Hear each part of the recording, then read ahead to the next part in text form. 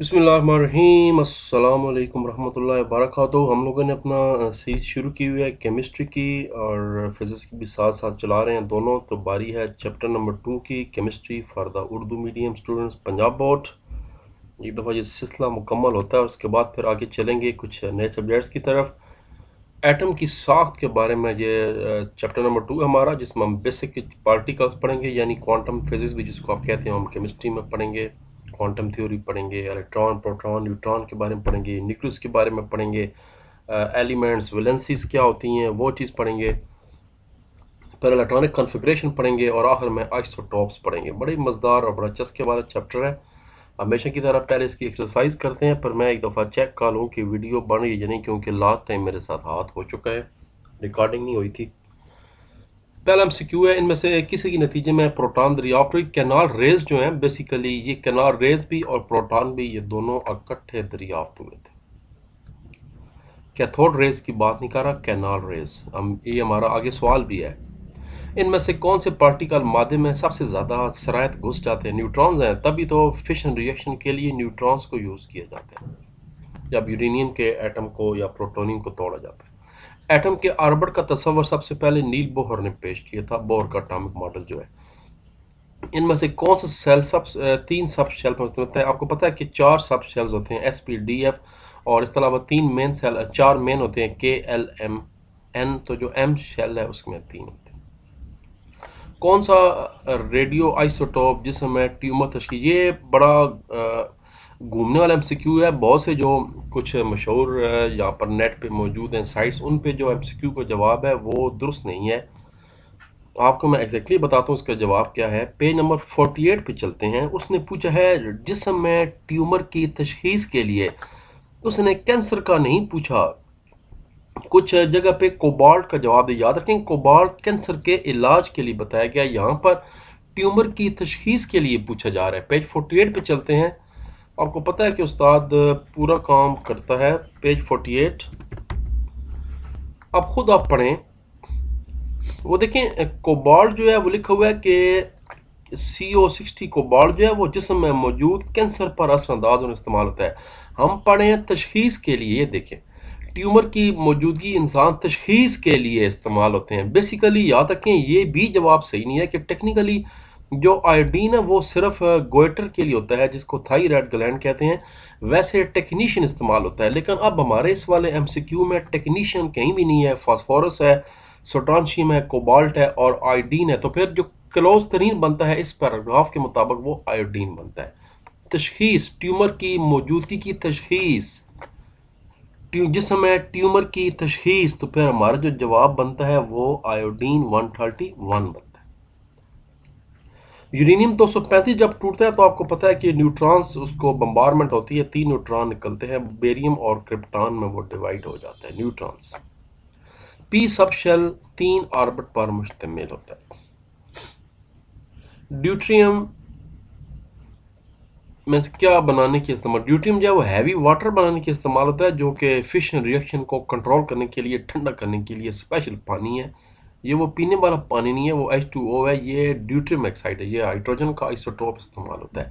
Isotope carbon C12 कितनी मिकदार में? दुनिया में सबसे ज़्यादा जो कार्बन है वो C12 है, जो कि 98.9% है। बाकी जो कार्बन के दोनों आइसोटोप्स हैं वो सिर्फ 1.1% पाए जाते हैं ज़मीन पर।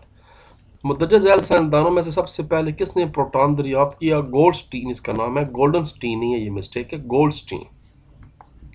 शॉर्ट क्वेश्चन, कुछ शॉर्ट क्वेश्चन एक्सरसाइज में किताब में है, वो किताब से करते हैं। जो किताब में नहीं है, मैंने नीचे उसको अंडरलाइन की हुई है, मैं आपको बता देता हूँ। कैथोड रेज पर चार्ज की नोयत क्या है, और कैथोड रेज के 5 ख्वाइश बयान करें। ये दोनों पे 35 पे मौजूद हैं। इनका पहले जवाब निकालते हैं वन बाय वन।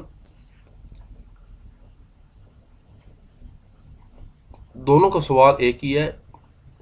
इस सवाल का जो जवाब है पहले का कि कैथोड रेज पर चार्ज की नोयत क्या है, ये सिर्फ एक पॉइंट नंबर 3 है।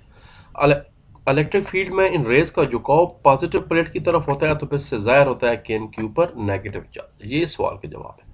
जो अगला सवाल है कि 5 ख्वास बयान करें, इसके करेक्टरिस्टिक्स बयान करें ख्वास कैथोड रेज के। तो ये आपके सामने कैथोड रेस के ख़वास हैं, 1 2 3 4 7 हैं जो आपको आसान लगते हैं। पहले 6 कर लें, उसमें से बेशक 5वें वाला ना करें क्योंकि ये अलहदा सवाल आ गया। तो ये आपके ख़वास हैं इसके। खत मुस्तकीम पर सीधा सफ़र करती हैं, अगर किसी से टकरा जाएँ, गैर शफ़ाफ ठोस चीज़ें तो उसका साया बना देती हैं। और नेगेटिव चार्ज होता है, इसका दर्जा हरारत बढ़ जाता है। जिस जिस्म पे पर हीट अप हो जाता है, इनका जो चार्ज मास है वो E/m की निस्बत है। और जब ये दीवारों से टकराती हैं डिस्चार्ज ट्यूब के, तो इससे रोशनी पैदा होती है। अगला जो सवाल है जनाब, इसका जवाब किताब में नहीं है, मैं आपको बताता हूँ। फास्फोरस आयन का एटॉमिक सिंबल, अच्छा ये आयन है, याद रखें ये पी नहीं है, ये P3, लेकिन ये आयन है, आयन बना हुआ है फास्फोरस का। तो पहले बताना है कि इसमें कितने प्रोटॉन इलेक्ट्रॉन न्यूट्रॉन होते हैं, इसका नाम क्या है आयन का, इसकी इलेक्ट्रॉनिक कॉन्फ़िगरेशन की डायग्राम बनानी है, और उस नोबल गैस का नाम बताएं जिसकी इलेक्ट्रॉनिक कॉन्फ़िगरेशन फास्फोरस आयन से मिलती जुलती हो। नोबल गैसेस आपको पता है, ये वो गैसेस हैं जो कि रिएक्शन नहीं करती क्योंकि इनका जो आउटर ऑर्बिट है वो ये इनका पक्का होता है, 8 इलेक्ट्रॉन पूरे होते हैं और इनका ऑर्बिट जो है वो पक्का डीट है। तो इसका जवाब पहले क्वेश्चन नंबर 3 का ये मेरे पास मौजूद है, स्क्रीन शॉट इसका ले लें। सबसे पहले तो उसके लिए मैंने इलेक्ट्रॉनिक कॉन्फ़िगरेशन बना दी है। फास्फोरस आयन जो है इसकी प्रोटॉन की तादाद 15 है और 3 प्रोटॉन इलेक्ट्रॉन इसको मज़ीद बाहर से मिलते हैं आयन बनाने के लिए, तो 18 हो जाते हैं। तो फिर इसकी इलेक्ट्रॉनिक कॉन्फ़िगरेशन ये हो जाएगी, पहले जनाब 2 s वाले में, उसके बाद पीछे 8 हो गए, 8 और 2 10 हो गए, और 1 2 3 4 5 7। और अब इसके आउटर शेल जो M है उसमें भी अब 8 हो गए हैं, क्योंकि वैसे 5 होते हैं फास्फोरस में, लेकिन आप चूँकि आयन बन गया तो अब इसके आउटर जो शेल है वो मुकम्मल कंप्लीट हो गया, इसमें 8 इलेक्ट्रॉन ये देखें पूरे हो गए हैं जो M शेल है। तो अब ये जनाब टोटल इलेक्ट्रॉन बन गए आयन के अंदर 18। न्यूट्रॉन कितने आ जाएंगे? न्यूट्रॉन जनाब पीछे फिर 16 हो जाएंगे। न्यूट्रॉन का आपको मालूम है फार्मूला निकालने का, जो टोटल इलेक्ट्रॉन उसमें से माइनस कर दें इसमें से टोटल प्रोटॉन में से, तो वो आपका निकल आएगा जवाब। क्योंकि इसका जो एटॉमिक मास है वो 31 होता है, तो 31 को प्रोटॉन की तादाद 15 एटॉमिक नंबर से माइनस करें तो जवाब आता है 16। इसके 16 न्यूट्रॉन होते हैं। आयन का नाम क्या है? इसको फॉस्फाइड आयन कहते हैं। इसकी इलेक्ट्रॉनिक कॉन्फ़िगरेशन क्या है? 1s2 2s2 2p6 3s2 और 3p6 है, क्योंकि ये आयन है ये वाला। और ये इसकी इलेक्ट्रॉनिक कॉन्फ़िगरेशन का डायग्राम भी उसने पूछा था, ये लिखा हुआ है, देखें डायग्राम बनाएं, तो डायग्राम मैंने बना दिया। ये वाला जो है इसको आप मिटा दें, ये आप डायग्राम सही बन गया। और इसकी जनाब इसकी जो आर्गॉन जो गैस है उसकी इलेक्ट्रॉनिक कॉन्फ़िगरेशन फास्फोरस आयन जैसी होती है, फास्फोरस जैसी नहीं, फास्फोरस आयन जैसी होती है आर्गॉन की। लो जी, अगला जो सवाल है वो भी किताब में नहीं है। शेल और सब शेल में क्या फ़र्क है? ये डायग्राम पहले तो बना दें जिससे पता लग जाए कि ये शेल होते हैं। 4 शेल आपको पता है, फिर हर एक के अंदर सब शेल हैं। के अंदर एक है, एस है, एल के अंदर एस और पी है, एम के अंदर एस पी डी है, और एन के अंदर एस पी डी एफ है। शेल मखसूस एनर्जी लेवल होते हैं जिस पर इलेक्ट्रॉन हरकत करते हैं, और शेल को मज़ीद छोटे एनर्जी लेवल पर तकसीम किया जाता है जिसको सब शेल कहते हैं। मेन 4 शेल होते हैं, के एल एम एन, और सब शेल के नाम होते हैं एस पी डी एफ। आगे आपको पता है कि कितने कितने इलेक्ट्रॉन आ सकते हैं? 2 8 इस तरह, फिर आगे जाके बढ़ते जाते हैं, 10 है, फिर 14। इसका स्क्रीनशॉट ले लें इस पूरे का, या इसको रोक कर और इसके दोनों पॉइंट्स लिख लें। बेहतर मैं हमेशा कहता हूँ कापी पेंसिल अपने पास रखें, इसके पॉइंट्स लिख लें, दो दो इसके पॉइंट्स हैं आमने सामने, और उसके बाद इसका ये जो एनर्जी लेवल वाला शेल है ये ले लें। ये तो नेट से भी चीज़ें मिल जाती हैं, और ये आपकी मैंने किताब से कॉपी की है, शक्ल 2.5। अगला सवाल देखते हैं जी। अगला सवाल भी आपका किताब के अंदर नहीं है,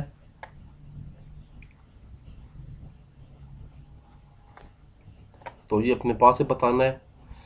एक एलिमेंट का एटॉमिक नंबर 15 है, एटम के एल और एम शेल में कितने कितने इलेक्ट्रॉन मौजूद हैं? याद रखें ये वही फास्फोरस है, ऊपर अभी हम करके आ चुके हैं, आपको याद आ रहा है 15।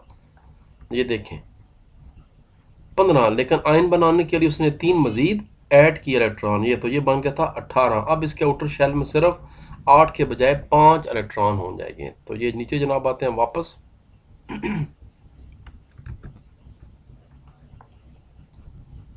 ये मैंने आपका पेज नंबर 45 से टिक किया है, जैसे कि हम जानते हैं कि एटम में मौजूद इलेक्ट्रॉन की तादाद इस एलिमेंट के एटॉमिक नंबर के बराबर होती है, इसलिए इलेक्ट्रॉन की तादाद जो है वो 15 है। पहली बात क्लियर हो गई।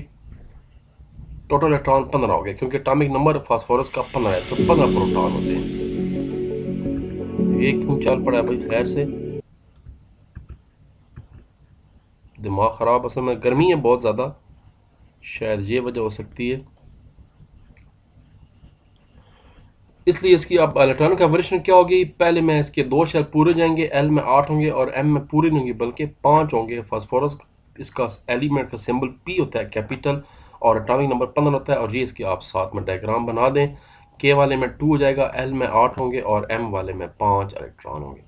1 2 3 4 और ये 5। अगर आयन बन जाए तो ये फिर 3 मजीद इलेक्ट्रॉन लेकर अपना ऑर्बिट मुकम्मल कर लेते हैं। इसका ये जवाब आ गया। अगला सवाल है 7वां, इसका मतलब है जो छठा है वो किताब से करना है, तो फिर वापस जाना पड़ेगा और छठा सवाल किताब से करना है। ये बिल्कुल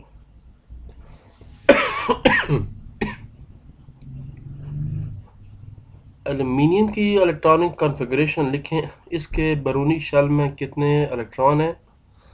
मेरा ख्याल है गड़बड़ हो गई है, शायद सवाल मुझसे ये मिस हो गया है क्योंकि ये भी किताब में नहीं है एल्युमिनियम का। चलिए मैं आपको इसका आइडिया बताता हूँ एल्युमिनियम की कितनी है, तो फिर आप इसका खुद ही इसी को फास्फोरस वाले को मद्देनज़र रखकर इसको बना दें। इसका जनाब इलेक्ट्रॉनिक कॉन्फ़िगरेशन देखते हैं पहले टॉपिक। शायद मुझसे ये नोट करना मिस हो गया या किताब के अंदर वाकई है। अभी देख लेते हैं। एल्युमिनियम की कॉन्फ़िगरेशन आ गई और एल्युमिनियम आ गया 18। पहले तो देखते हैं एल्युमिनियम में है कितने। ये क्लोराइड आ गया, ये 11 इलेक्ट्रॉन हो गए।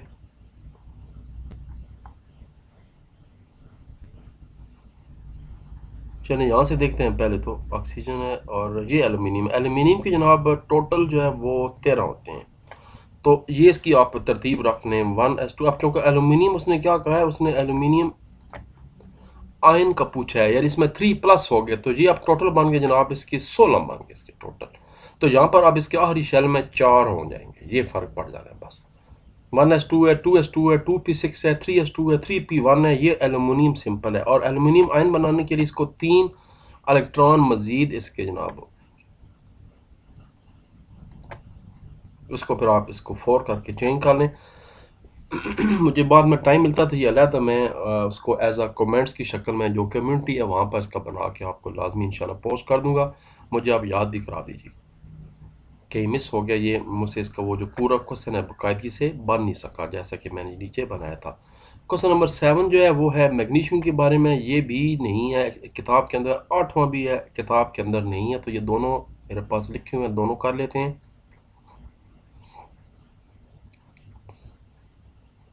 7वां वही यहाँ पर मिस हो गया था। मैग्नीशियम आ गया जी। मैग्नीशियम इलेक्ट्रॉनिक कॉन्फ़िगरेशन 2a2 होती है। मैग्नीशियम आयन का नहीं पूछा गया, सिंपल मैग्नीशियम का पूछा गया। डायग्राम बना देना है। एटॉमिक मास 24 होता है और इसकी कॉन्फ़िगरेशन जो है वो 12 होती है। तो पूरा पूरा है जनाब। इसके पहले में 2 होंगे, ये के शेल। अगले में 8 होंगे, 1 2 3 4 5। सिंपल याद रखें कॉन्फ़िगरेशन पूछी गई है, सब की नहीं पूछी गई, सिर्फ बैरूनी शेल की पूछी गई है। इसके सबसे बैरूनी शेल में कितने इलेक्ट्रॉन होंगे? 2 इलेक्ट्रॉन होंगे। ये नहीं जवाब, आप नीचे जवाब लिख दिया मैंने। इसके सबसे बैरूनी शेल में 2 इलेक्ट्रॉन मौजूद होंगे, ये वाले 2 हैं। ये आखिरी देख लें आप, ये 2, ये 1 और ये ऊपर वाले 1, ये 2 हो गए। इसके सबसे बैरूनी, इसके वैलेंस शेल में, इसके सबसे बैरूनी शेल में भी 2 इलेक्ट्रॉन होंगे, एस वाले में ये 2 हैं और इसके इधर भी 2 ही हैं। ये एक ही बात यानी है, इसका बैरूनी सबसे वही है। और इसके वैलेंस शेल में 8 इलेक्ट्रॉन होने की वजह से ये नोबल गैस है, ये मुस्तहकम होती है। मैग्नीशियम बेसिकली एक मेटल है, अपने वैलेंस शेल के 2 इलेक्ट्रॉन देने के बाद इसकी इलेक्ट्रॉनिक कन्फर्मेशन है वो भी नोबल गैस जैसी बन जाती है। इसलिए मैग्नीशियम बेसिकली इलेक्ट्रॉन देने की सलाहियत रखता है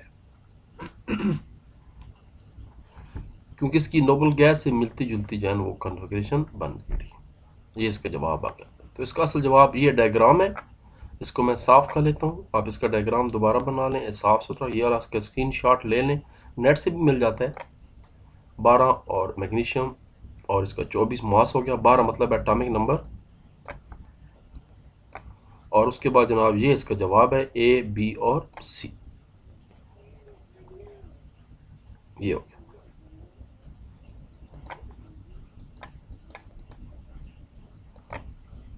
लो जी, अगला जनाब सवाल है 8वां। जब कोई एटम इलेक्ट्रॉन खारिज करता है या हासिल करता है तो इस एटम पर चार्ज की नोईद क्या होता है? ये वही कैटायन और एनोइन की अब बात की जा रही है।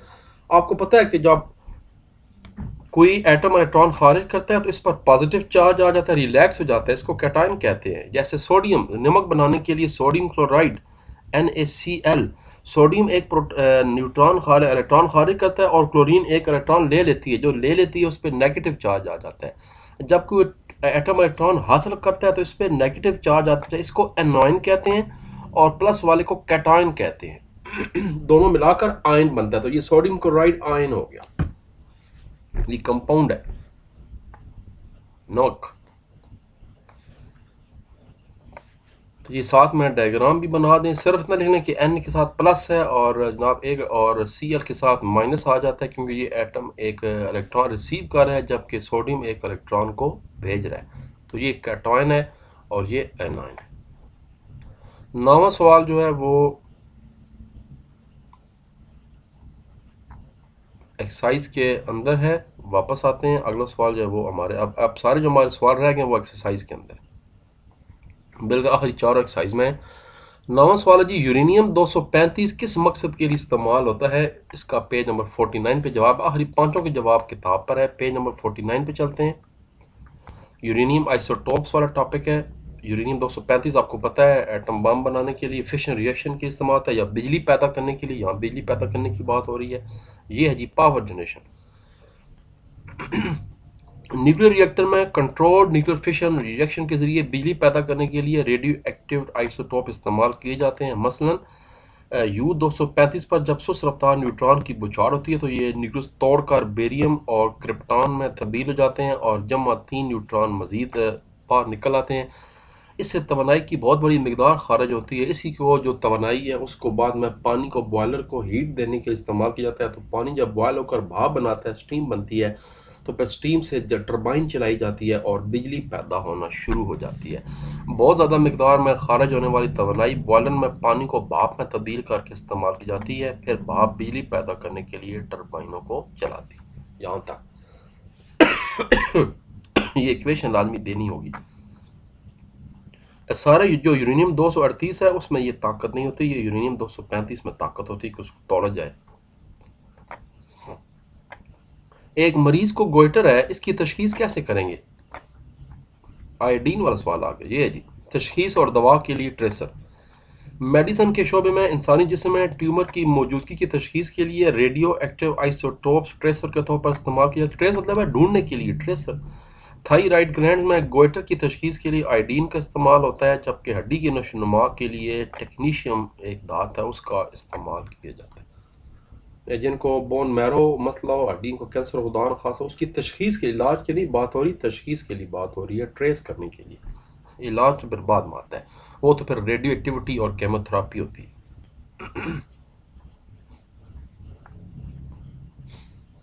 ये इसका जवाब था तशखीस वाला। अगला सवाल है पॉजिटिव रेस की 3 खुसूसियात बयान करें। Page number 36।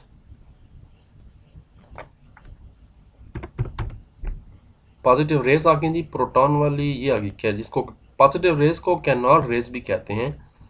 ये रेस खत मुस्तकीम है लेकिन कैथोड रेस के मुखालिफ सफ़र करती हैं और अपने रास्ते में आने वाली ठोस जिस्म का साया बनाती हैं।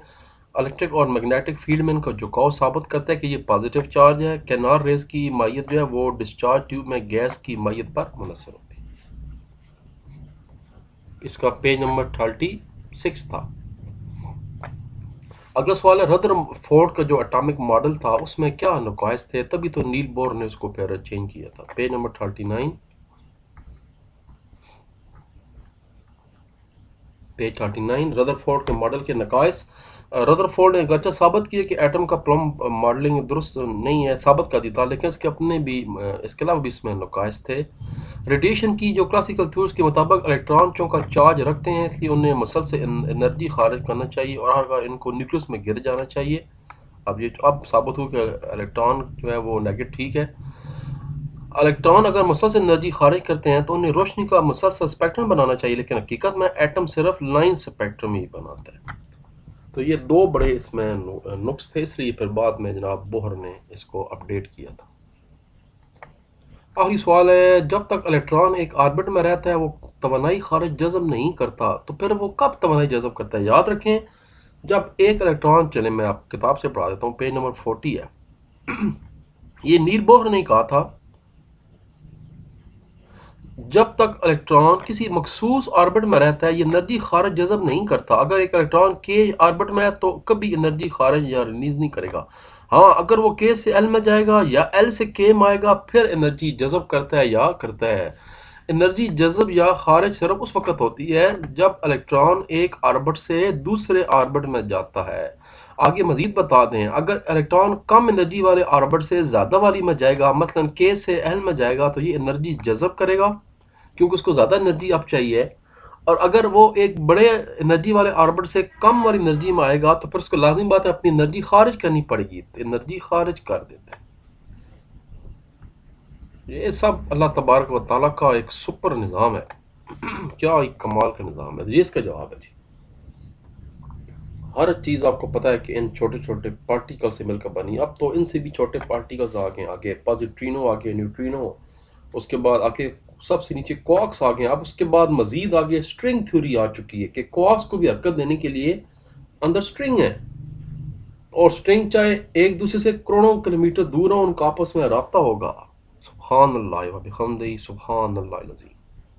ये परवरदिगार की ताकत है। तो फिर खुद अंदाजा लगा लें कि अल्लाह ताला खुद कितनी बड़ी हस्ती है जिसने इस तरह की चीज़ें, छोटी छोटी चीज़ों के अंदर पूरी एक दुनिया बना दी है। एक एटम बेसिकली एक पूरी समझे कायनात है।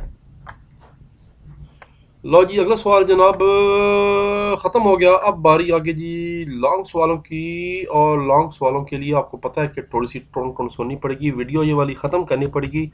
वीडियो ऑलरेडी ख़त्म हो चुकी थी तो इसको फिर मैं यहीं रोक लेता हूँ। वो जो आखिर मैसेज आता है थैंक यू अल्लाह हाफ़िज़ का ज़बानी कह देता हूँ, पाकिस्तान जिंदाबाद, और उसके बाद चलते हैं फिर अगली वीडियो के साथ। यहीं से फिर अगली शुरू कर